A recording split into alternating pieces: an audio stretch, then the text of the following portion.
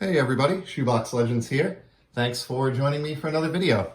The box that you see in front of you showed up this past week at my house after a very long wait. This is my COMC pickups, or these are my COMC pickups from last year. Probably bought these cards, in some cases a year ago or even a little bit longer. Let these accumulate and requested shipment from them in December. And initially got an estimated arrival date of like March, so it was going to be a 4-month wait, and that turned into April, and this just showed up the other day. So it took about 5 months for these to arrive from the date that I requested shipment. I let about 200 cards build up. There's some slabs in here, and then this box, which just is full of singles, sleeved singles that I picked up on the site. And I enjoy when folks do COMC like reveal videos on their channels. I like seeing kind of the variety that collectors go with when they're shopping on that site. And so just grabbed 20 of the cards out of the box, these sleeved singles, and they all happen to be shiny. So I'm a fan of shiny cardboard, as you know, if you've stopped by the channel before. And so anytime I get a shipment of cards in from COMC, there tends to be at least a few nice shiny ones in the shipment. So we'll take a look at 20 of those pickups today. First up, we have a guy that I featured in a recent video, my favorite player for quite some time now, Xander Bogaerts. This is a nice optic, and the set that borrowed from the 1990 design, sort of, but with much more interesting color schemes. I think it's the 2017 release. Even though these are unlicensed, I'll make an exception. I'm generally not a huge fan of unlicensed stuff, but the way these catch the light and shine is just really, really cool. And so I do have a section of my shiny card Z-Folio where I keep some of the optic from this particular year.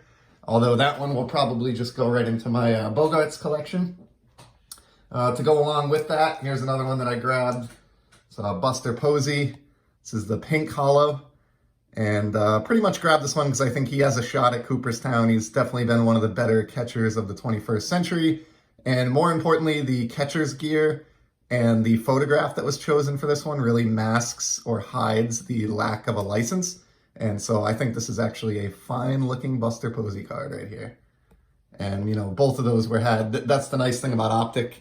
I think a lot of folks are maybe turned off by the fact that they lack a license, Panini, and so you can get those dirt cheap. Both of those cards, even the Bogaerts, which is actually serial numbered, were far less than $1. I paid just pocket change for each. Next up, we have, sticking with 2017 for a minute, here's a Topps Heritage Chrome Refractor of Steven Matz. So I remember this guy being kind of a big deal when he broke onto the scene. I don't think he's really turned into the pitcher that maybe Mets fans hoped on the whole, but he's been okay. And with this card, it was all about, again, as everything in this video is today, the amazing shine and the cool photograph. I just like the ball midair here. And these Heritage Chrome refractors, I think, are a little bit underrated in the hobby. They're somewhat scarce in that they're usually limited to 500 and some odd copies. You can see this one is 568.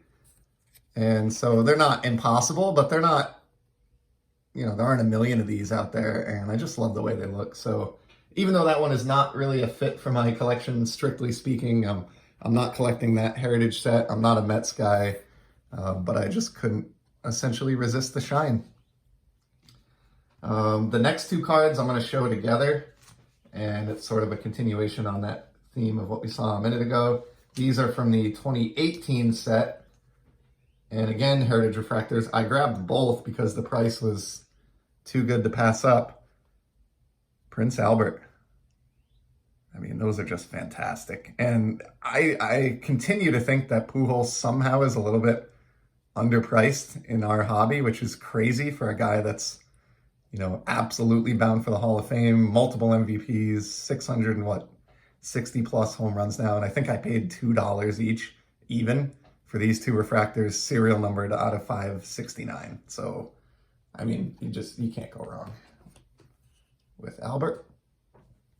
Here's one that's really obscure and not really something that is normally in my collecting wheelhouse, but just kind of went for it because I think she's a unique person in sporting history. This is a Danica Patrick Select Prism from 2017. Got that great etching that Panini is known for all throughout the uniform there. Just a really, really cool shiny card. I like that she's rocking the shades. So I don't really know why I picked this one up other than I think it was $1 even. Super shiny and something that I'll stick in kind of my random Z folio, I guess. We'll head back to the standard baseball world here for this next one. Here's a Sepia Max Scherzer from 2015, Topps Chrome. Really awesome card. I loved the 2015 design and in turn the 2015 Chrome cards as well. And I mean, Scherzer's one of, or arguably the best pitcher of his generation. He just continues to put up numbers year after year and somebody who I think is destined for the Hall of Fame. So happy to add that one. All right. Here's another Heritage Refractor. This one is the purple variety, and it is the recently much maligned Jose Altuve. Obviously, the Astros aren't the most popular team in the world these days, but I still like a lot of their players, Altuve included. Love these purple refractors out of Heritage. I think these come in hot boxes every year. Would love to get a couple from this year's set. I haven't seen any of the 2021s in hand, but happily scooped up this Altuve for less than $1. Here's another pair that goes together of another slugger who is bound for Cooperstown in the future. I'm going to move these cards out of the way. Make a little more space here. We have a pair of pink refractors from the 2018 Chrome set featuring Adrian Beltre, a very pensive Adrian Beltre here. So just thought those were kind of cool. He's definitely one of the more underrated hitters of, 1990s and forward, and absolute lock for enshrinement, and thought those would look nice in my shiny baseball card Z folio. Swing over for a minute here to the football world. Here's a Peyton Manning that I grabbed. So I'm not much of a football collector. That's why you haven't seen a lot of it on the channel in the early days. But I dabble and I do like picking up cards of players that I have a lot of memories of from watching football or that are just some of the all-time greats. And again, I'm just obsessed with shiny cards and could not leave this select Peyton Manning behind. Even though I prefer his stuff where he's with the Colts, I like, any Peyton Manning card that's shiny where the price is right. And that was the case for this one. Get a little stand for Peyton here. Okay. Next up, we have a trio of Pujols cards. I'm just going to remove these from their sleeves. Actually, you know what? I'll leave them sleeved. So COMC now, only recently started doing this, but they're putting a printout of the exact card on the back, in the back of each penny sleeve, which is, I guess, helping them stay organized. But here's 3 more pinks. This is obviously from the 2020 release. Sorry about the glare and the backlighting here. But obviously, that is the great Albert Pujols. Again, though, I was just astonished that these were available, I think, for like 60 cents each or something. And I'll just scoop up a ton of these at that price point all day long. I mean, I'd be happy to fill a Z folio with nothing but shiny Pujols cards if it came down to it. And then here's one that goes, obviously, right alongside those. Miggy from the same set. I just really like the pink refractors kind of year in and year out. I'm really not going to turn down any of these if it's the right player. Here's another Peyton. So apparently I grabbed 2. Different select card here, but again, just Panini does such a good job with the optic and select and prism shiny parallels, and that's just a gorgeous card. So happy to have that one to pair with the other Manning back here. Oops. As I ding them up.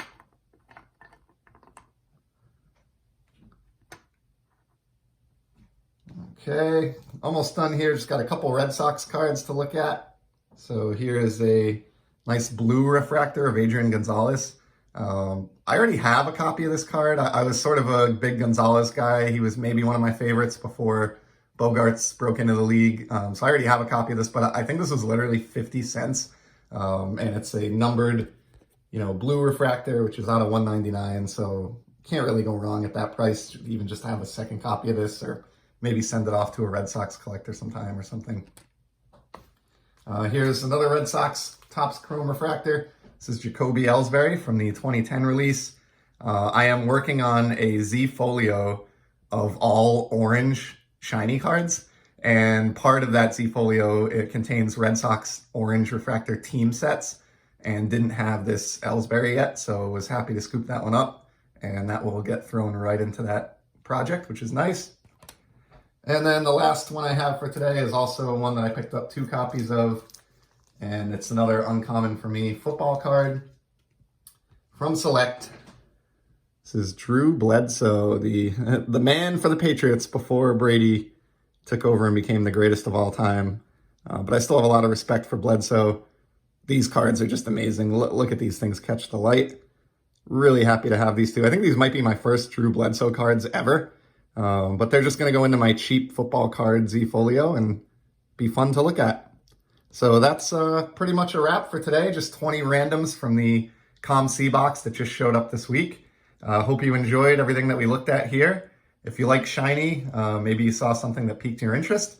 And obviously I have a lot more to get through from this shipment. So if there's any interest, or even if there isn't, I'll probably do a couple more videos like this in the coming days or weeks, where we get through some more of my COMC haul. So thanks for sticking with me. I know this one went a little bit long at 11 minutes, but appreciate you sticking it out, and I'll be back soon with some more content. Take care.